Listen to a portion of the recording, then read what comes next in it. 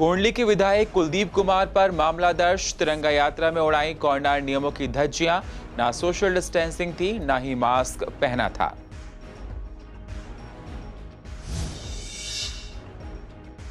पूर्व दिल्ली में आया डेंगू का मामला। शादरा नॉर्थ इलाके में रिपोर्ट हुआ मामला। दिल्ली में बढ़ रहे हैं डेंगू के मरीज।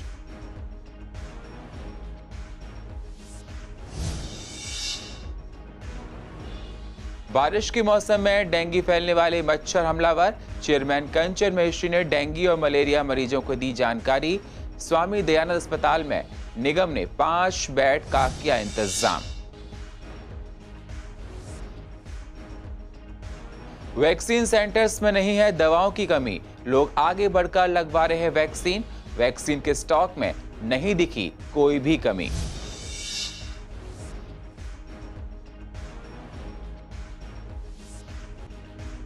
और गाजीपुर में कूड़े के पहाड़ से लोगों को हो रही है परेशानी। मेयर श्याम सुंदर अग्रवाल ने कहा 5 से 6 सालों में कूड़े के पहाड़ को खत्म करने का है लक्ष्य।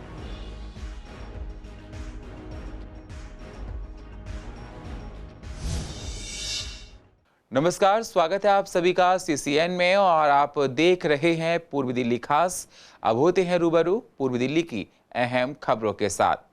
स्वतंत्रता दिवस पर बिना अनुमति के तिरंगा यात्रा निकालने पर दिल्ली पुलिस ने कोंडली से आप विधायक कुलदीप कुमार समेत आप नेताओं के खिलाफ केस दर्ज किया है। पुलिस का कहना है कि इस यात्रा से दिल्ली सरकार द्वारा जारी कोरोना नियमों की गाइडलाइंस का उल्लंघन किया गया है। यात्रियों के रोकने के बाद भी यात्रा निकाली गई। कल्याणपुरी थाना पुलिस केस दर्ज कर मामले की जांच कर रही है। पुलिस के अनुसार हेड कांस्टेबल सतीश कुमार स्वतंत्रता दिवस पर इलाके में गश्त कर रहे थे। वे पैदल गश्त करते हुए दोपहर 3 बजे कल्याणपुरी 21 ब्लॉक पहुंचे तो देखा कुछ लोग एक जगह मोटरसाइकिल लेकर जमा हो रहे हैं। अधिकतर लोगों की मोटरसाइकिल पर तिरंगा झंडा लगा हुआ था। करीब जाकर देखा तो यात्रा की अगुवाई आप विधायक कुलदीप कुमार, पार्षद धीरेन्द्र कुमार और कोंडली के विधानसभा क्षेत्र से आपकी इंचार्ज अनीता भट्ट कर रही थी। हेड कांस्टेबल ने विधायक की यात्रा निकालने के लिए पुलिस की अनुमति मांगी तो उन्होंने नहीं दिखाई। यात्रा में शामिल लोगों ने मास्क नहीं लगाया हुआ था, न ही उनके बीच शारीरिक दूरी थी। हेड कांस्टेबल ने यात्रा निकालने से मना किया तो जनप्रतिनिधियों ने उन्हें नजरअंदाज करते हुए यात्रा कल्याणपुरी बस टर्मिनल की ओर ले गए। वहीं कोंडली से आम आदमी पार्टी के विधायक कुलदीप कुमार ने कहा है कि स्वतंत्रता दिवस के दिन तिरंगा यात्रा निकालने पर पुलिस ने एफआईआर दर्ज की है। ये लोकतंत्र के लिए काला दिन है। तिरंगा यात्रा निकालने से पहले पुलिस को सूचना दी गई थी।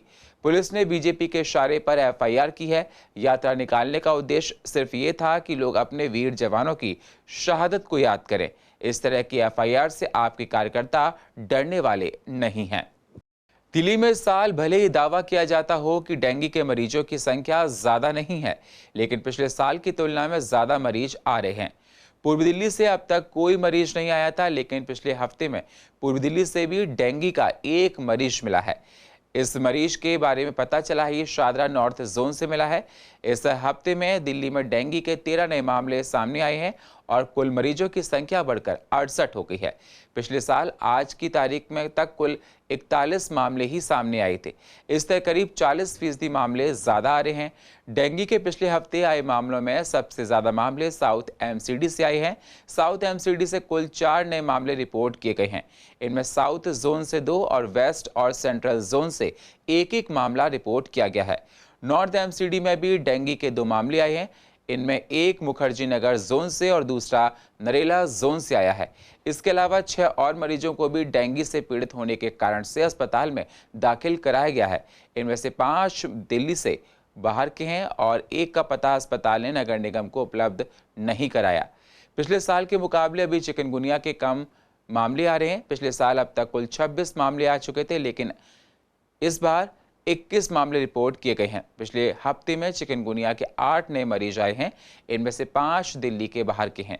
पूर्व दिल्ली से चिकनगुनिया का कोई नया मरीज नहीं आया, जबकि उत्तरी और दक्षिणी नगर निगम से एक मरीज आया है। एक और मरीज नई दिल्ली नगर पालिका इलाके से अस्पताल में दाखिल कराया गया है। बारिश के मौसम में डेंगू फैलाने वाले मच्छर हमलावर है। बारिश का समय तमाम तरह की बीमारियों को लेकर आता है। बुखार, खांसी, जुकाम और कई तरह के संक्रमण सहित बीमारियां लोगों को घेर लेती हैं। इसलिए ऐसे में सावधान रहने की जरूरत है। इस मामले पर हमने हेल्थ की चेयरमैन कंचन महेश्वरी से बात की तो उन्होंने कहा कि ईस्ट एमसीडी के अंतर्गत डेंगू के 9 केस हैं, शादरा साउथ में 7 केस हैं, नॉर्थ जोन में 2 केस हैं, मलेरिया के 5 केस हैं, शादरा साउथ में 3, नॉर्थ में 2 केस हैं। ऐसे ही चिकनगुनिया में 1 सिंगल केस है जो शादरा नॉर्थ में है। स्वामी दयानंद अस्पताल में निगम ने 5 बेडों का इंतजाम किया है। कंस्ट्रक्शन का काम चल रहा है जिसकी वजह से अस्पताल में अभी 5 बेड की व्यवस्था की गई है और उस एरिया में बेड बढ़ा दिए जाएं। साथ ही मरीजों को घबराने की जरूरत नहीं है और लोग अपने अगल बगल साफ सफाई रखें जिससे बीमारी ना फैले। डेंगू, मलेरिया, चिकनगुनिया अपने पांव पसार चुका है, परंतु दूसरी एमसीडीओ के मुकाबले या पिछले सालों के मुकाबले अभी भी केस बहुत कम है।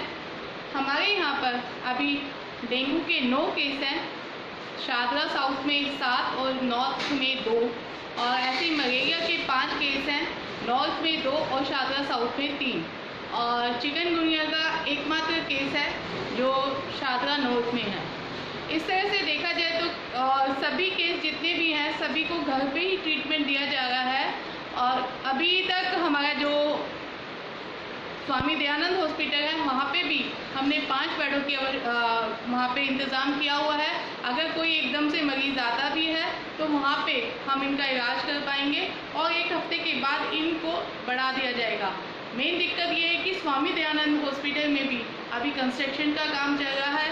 जो पुरानी बिल्डिंगें हो चुकी थी उसके अंदर अभी कंस्ट्रक्शन वर्क चल रहा है जो 1 हफ्ते के अंदर पूरा हो जाएगा। वहाँ पे ये बेड भी बढ़ा दिए जाएंगे। देश में कोरोना वैक्सीनेशन का काम जारी है। हेल्थ वर्कर्स और फ्रंटलाइन वर्कर्स अब बुजुर्गों को वैक्सीन लगवा रहे हैं। कोरोना महामारी को देखते हुए केजरीवाल सरकार लगातार कोरोना संक्रमण पर काबू पाने के लिए और लोगों को सुरक्षित रखने के लिए वैक्सीनेशन का काम तेजी पर चल रहा है। वहीं हमने झिलमिल और विवेक विहार के वैक्सीन सेंटर्स का जायजा लिया तो पता चला कि वैक्सीन का स्टॉक में कोई कमी नहीं है। बहुत लोग वैक्सीन लगवाने आ रहे हैं, साथ ही लोगों को किसी तरह की कोई परेशानी सेंटर्स पर आकर नहीं उठानी पड़ रही है। लोग आगे बढ़ चढ़कर वैक्सीन लगवा रहे हैं। वैक्सीन पूरी तरह से हर किसी के लिए अवेलेबल है। जिनके स्लॉट्स नहीं भी बुक हो रहे उनके लिए हम लोग या आईटी की टीम बहुत अच्छे से हेल्प कर रही है। लोगों को बुला कर लाते हैं ताकि हर इंसान वैक्सीनेट हो सके। ये दिल्ली सरकार की मुहिम है कि हर बंदा वैक्सीनेट हो जाए इस कोरोना महामारी से बचने के लिए। जी बिल्कुल, जितने भी लोग आ रहे हैं सबके वैक्सीन लगाई जा रही है जहाँ तक पॉसिबल हो रहा है, ठीक है। और वैक्सीन का स्टॉक भी लगातार आ रहा है, ऐसे कोई परेशानी वाली बात नहीं है। और 9 बजे से लेकर 4 बजे तक का स्लॉट हमारा होता है, सेशन होता है, उसमें लगातार लोग आ रहे हैं और हमको लगा रहे हैं। और हमारे यहाँ वैक्सीनेशन बहुत अच्छी चल रही है, यहाँ कोई प्रॉब्लम नहीं है। लोगों को हम फ़ोन करके वैक्सीनेशन यहाँ पे लगवा रहे हैं, फर्स्ट डोज, सेकेंड डोज सब लगवा रहे हैं यहाँ पे नहीं, शॉर्टेज कुछ नहीं है। कभी जब पीछे से ही कमाई है 1-2 बार ही आई है ऐसे, अदरवाइज़ पब्लिक का पूरा हेल्प किया जा रहा है, बुला के लोगों को लगाया जा रहा है। और वैक्सीन तकरीबन सभी को ही लगती है। हो गया यहाँ पर 1-1.5 महीना हो गया। परमानेंट सेंटर है वैक्सीनेशन के लिए। 3 साइट्स चल रही हैं यहाँ पर। साइट 1 और साइट 2 ग्राउंड फ्लोर पे है और साइट 3 फर्स्ट फ्लोर पे। डेली हमारे पास कैपेसिटी है 600-650 लोगों को वैक्सीनेट करने की, पर लगभग 400-450 के अराउंड रोज़ हो जाता है। नहीं, कोई शॉर्टेज नहीं है। आती हैं 650 करीब आती हैं, कम से कम 400-450 लग जाती है एवरी डे की। डेली वैक्सीन आती है, कोई शॉर्टेज नहीं है। पूर्व दिल्ली के गाजीपुर में कूड़े के पहाड़ से आज़ादी मिलने में अभी भी 94 साल लग जाएंगे। दरअसल सुप्रीम कोर्ट में Kaushambi apartments resident welfare association की तरफ से डाली गई याचिका में सुनवाई चल रही है। सीपीसीबी ने अपनी रिपोर्ट में बताया कि गाजीपुर में करीब 140 लाख टन कूड़ा जमा है। वहीं कारवा ने अनुमान लगाया है कि हर साल यहां पर करीब 1.5 लाख टन कूड़े को प्रोसेस कर मिट्टी में बदला जा रहा है। इसके हिसाब से कूड़े के पहाड़ को साफ करने में करीब 94 साल लग जाएंगे। इस मामले पर मेयर श्याम सुंदर अग्रवाल ने कहा कि लगातार कूड़े से मिट्टी बनाई जा रही है और लक्ष्य है कि 1 लाख टन कूड़े का निस्तारण करने की बात कही। साथ ही कहा कि 5 से 6 सालों में कूड़े के पहाड़ को खत्म करने का हमारा लक्ष्य है। आज की स्थिति यह है कि वहाँ पे 20 ट्रॉमर मशीनें लगी हुई हैं। एक ट्रॉमर मशीन प्रतिदिन 300 मीट्रिक टन कूड़ा सेग्रीगेट करता है, उससे मिट्टी बनाता है। 20 मशीनों का मतलब टोटल मिलाकर 6000 मीट्रिक टन डेली कूड़ा सेग्रीगेट हो रहा है, उसकी मिट्टी बनाई जा रही है। पिछले दिनों बारिश के कारण थोड़ी स्पीड धीमी हुई थी, लेकिन अब जैसे मौसम ठीक है, मशीनें सब चालू हो जाएंगी, और भी मशीनें बढ़ाने का हमने विचार किया है। हमारा लक्ष्य है कि कम से कम 1 लाख टन प्रतिदिन कूड़े का निस्तारण हो। जब ये काम चालू हो जाएगा, बड़ी स्पीड पकड़ लेगा, तो हमारा लक्ष्य है कि 5-6 साल में कूड़े के पहाड़ों को खत्म कर दिया जाए। नया कूड़ा आता भी है, और पुराना कूड़ा निस्तारण होता है। जो नया कूड़ा आता है वो लगभग 2000 मीट्रिक टन है, और निस्तारण हमारा 1 लाख मीट्रिक टन होगा। तो डेली का, प्रतिदिन का 98,000 मीट्रिक टन कूड़े की कमी आएगी, जिस लक्ष्य को हम तुरंत पालेंगे, और इस कूड़े के पहाड़ को हम 5 से 6 साल में समाप्त कर देंगे। इसके बारे में हमने कई बार डिफरेंट एजेंसीज को लिखा है कि भी इसको जो है यहाँ से कम किया जाए, हटाया जाए, क्योंकि जब ये लैंड हमें अलॉट हुई थी सुप्रीम कोर्ट के थ्रू, तो उसके अंदर ये लैंडफिल का भी एरिया था। आज की डेट में वो बढ़ते बढ़ते इतना ज़्यादा बढ़ गया कि जब हम आए थे, जो थोड़ी बहुत जगह हमें आसपास नज़र आती थी, वो भी सारी उसके अंदर घिर गई है। हमारे सांसद से, हमारी सेंट्रल गवर्नमेंट से ये नम्र निवेदन है कि इसको जितना से जल्द हो यहाँ से इसको शिफ्ट किया जाए, क्योंकि ये बहुत बड़ा न सिर्फ हम लोगों के लिए, बल्कि जो सराउंडिंग में जितनी भी आबादी है, बस्ती है, कॉलोनीज हैं, अपार्टमेंट्स हैं, सोसाइटीज़ हैं, इसका इफेक्ट वहाँ तक जा रहा है। गीता कॉलोनी से सटे न्यू लाहौर शास्त्री नगर की कई गलियों और मुख्य सड़कों पर बड़े बड़े गड्ढे हो गए हैं। एमसीडी से शिकायत करने पर पता चला है कि उनके पास ना तो सीमेंट है और ना ही रोड़ी। गड्ढे होने की वजह से लोग हादसों का शिकार हो रहे हैं। इसलिए इलाकों में सामाजिक संस्था चलाने वाले विजय कुमार गिलोत्रा खुद गलियों में सड़कों के गड्ढे को भरवा रहे हैं। विजय कुमार गिलोत्रा ने बताया कि बारिश की वजह से अधिकतर गलियों और सड़कों की हालत जर्जर हो जाती है। गड्ढों की वजह से हादसे हो जाते हैं। शिकायत करने पर पता चला है कि एमसीडी के स्टोर पर सीमेंट और रोड़ी नहीं है। बारिशों का आरंभ हुआ तो कहीं ना कहीं उससे पहले भी सड़कों की माली हालत बड़ी ख़राब थी, तो सरकार है जो सड़कें बनाती है वो बनाए, हमें इससे कुछ नजर नहीं। पर मैं देखता था कि स्कूटियों पे लोग जा रहे तो वो गिर जाते थे, कार के जो टायर होते हैं वो बच जाते थे, बुजुर्ग और हमारी बुजुर्ग महिलाएं गिर जाया करती थी। तो हमें लगा कि ये काम होना चाहिए, तो हमें आरम्भ किया। अब देखते देखते वो काम को लोगों ने सराहा है और हमें आई ताकत बढ़ती है। तो हम तो इस बुद्धि के आदमी, सोच के आदमी हैं कि एक रेशम का कीड़ा अपने वेज्य पदार्थों से इतना महंगा रेशम देके जाता है, तो हम तो इंसान है, कहीं ना कहीं ऐसी फितरत ऐसा कार्य करना चाहिए। दिल्ली वालों को भी अगले 2 दिन तक उमस और गर्म हवा झेलनी पड़ सकती है। वहीं तेज धूप की वजह से लोगों की हालत खराब है। पूर्व दिल्ली में लोगों को गर्मी की वजह से काफ़ी दिक्कतें झेलनी पड़ रही हैं। हमने बात की तो लोगों ने कहा कि धूप काफ़ी तेज़ है, ऊपर से गर्म हवा ने जीना दुश्वार कर दिया है। नजफगढ़, पीतमपुरा और पूर्व दिल्ली खेल परिसर में अधिकतम तापमान 38 डिग्री सेल्सियस रिकॉर्ड किया गया। दिन में न्यूनतम तापमान 27 डिग्री सेल्सियस दर्ज किया गया। मौसम विभाग के मुताबिक सोमवार को भी अधिकतम तापमान 38 डिग्री सेल्सियस और न्यूनतम तापमान 26 डिग्री सेल्सियस तक रहने का अनुमान है। मौसम विभाग के मुताबिक मानसून ब्रेक के बाद अब फिर से हवा की दिशा बदलेगी और बारिश आने की संभावना है। दिल्ली और उत्तर पश्चिमी भारत के आसपास के इलाकों में ब्रेक मानसून चरण 18 अगस्त तक जारी रहने की संभावना है। गर्मी का बहुत बुरा हाल है, तो ह्यूमिडिटी इतनी ज़्यादा है कि खड़ा होना मुश्किल होगा। लोगों की तबीयतें खराब हो गई हैं। दिल्ली में गर्मी पड़नी है, बाकी इंडिया में बाढ़ आई जा रही है।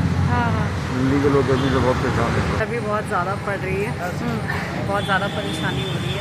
थोड़ा तेज बाहर निकलने में, कहीं भी ट्रीटमेंट के लिए आने में, जाने में, कोई भी काम करने में डे टाइम के लिए बहुत ही ज़्यादा अनफेवरेबल हो रहा है बाहर निकलना। कमस बहुत है, बहुत हालत ख़राब है गर्मी के मारे। गर्मी से बचने के लिए हमें तो चलना ही पड़ेगा जी, लोगों को पेट तो भरना पड़ेगा, रोजी रोजगार का सवाल है। स्टैंडिंग कमेटी के चेयरमैन BS पवार ने हाउस टैक्स पर बात करते हुए कहा कि अभी तक जो हमें प्रॉपर्टी टैक्स मिला है वो है 80,813 मिला है, जबकि इसी समय और इन्हीं दिनों में 1,48,815 मिला करता था। इस बार हर प्रॉपर्टी को यूपिक नंबर दिया गया है। पहले ये मैनुअल हुआ करता था। शायद यही वजह है कि टैक्स पेयर ने एक भी पैसा नहीं दिया, लेकिन हमने 5,600 के आसपास यूपिक नंबर जारी कर दिए हैं।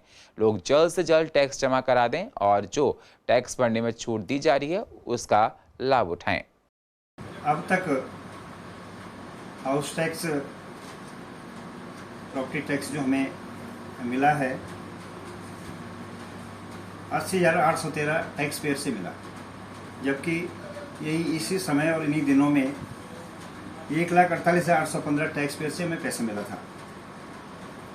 और अब तक हमें जो पैसा मिला 127.5 करोड़ मिला, जबकि पिछले साल मिला था 205.89 करोड़। इसमें एक तो हम हर प्रॉपर्टी को यूपिक नंबर दे रहे हैं और इस बार मैनुअली बंद कर दिया, लास्ट ईयर मैनुअली था, तो इसका भी एक कारण है। दूसरा कोरोना का भी कारण है कि टैक्स पेयर ने पैसा नहीं दिया, लेकिन हमने 5,06,000 समथिंग यूपिक नंबर जनरेट कर दिए हैं और टैक्स मिलना चाहिए था हमें। तो हम तो हम्बल रिक्वेस्ट यही कर रहे हैं टैक्स पेयर से कि जल्दी से जल्दी, क्योंकि 31 तारीख लास्ट डेट आने वाली है, ज़्यादा से ज़्यादा अपना जल्दी से जल्दी टैक्स जमा करा दें और इसमें जो छूट हम दे रहे हैं उसका लाभ उठाएं। आए दिन चाइनीज मांझे की वजह से जाने कितने लोगों की जान चली जाती है। पूर्व दिल्ली में कई बार ऐसी खबरें आती हैं कि चाइनीज मांझे से युवक के गला कट गया है, वहीं कई बार चाइनीज मांझे की वजह से गला कट जाता है। मार्केट में चाइनीज मांझे पर बैन है, इसके बावजूद भी चाइनीज मांझे पर प्रयोग हो रहा है। इस पर मामले पर जब हमने लोगों से बात की तो लोगों ने कहा मांझे को पूरी तरह से बैन करना चाहिए, व्यापारी अपने फायदे के लिए चाइनीज मांझे को बेचते हैं।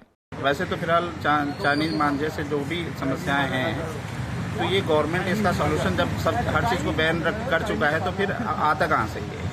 या तो दिल्ली गवर्नमेंट या सेंट्रल गवर्नमेंट यही बना रहे हैं, खुद बना के या खुद ही चोरी करके लेके आ रहे हैं और बेच रहे हैं।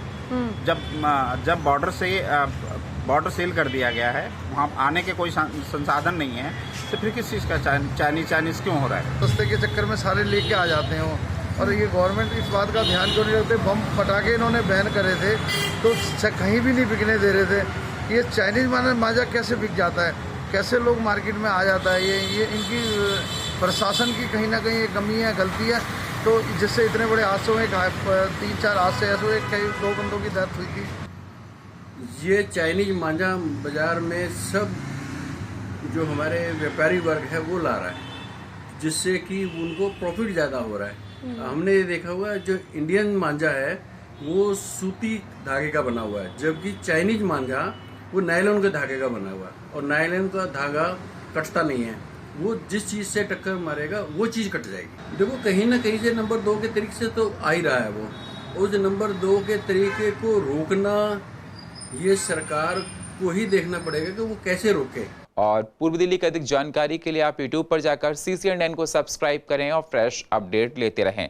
और फिलहाल पूर्व दिल्ली खास में इतना ही, बाकी खबरों के लिए आप बने रहिए CCN के साथ। तब तक के लिए नमस्कार।